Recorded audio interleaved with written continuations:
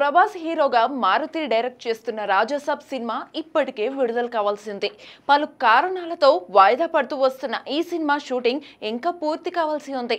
అయితే తాజాగా ఈ సినిమాకి సంబంధించిన టీజర్ రిలీజ్ చేశారు మేకర్స్. ఇక ఈ టీజర్ లాంచ్ ఈవెంట్ లో ఈ సినిమాకి సహ నిర్మాతగా వ్యవహరిస్తున్న ఎస్కేఎన్ సంచలన వ్యాఖ్యలు చేశారు.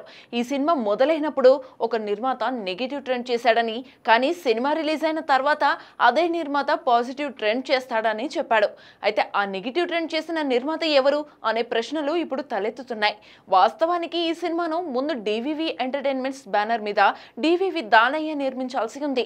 అనౌన్స్మెంట్ టైంలో ఆయనే నిర్మాతగా వ్యవహరిస్తారని కూడా పేర్కొన్నారు.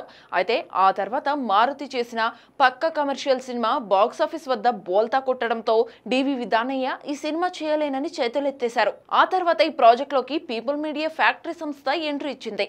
అలా ఇప్పుడు పీపుల్ మీడియా ఫ్యాక్టరీ సినిమాగా ది రాజాసాబ్ రూపొందుతోంది.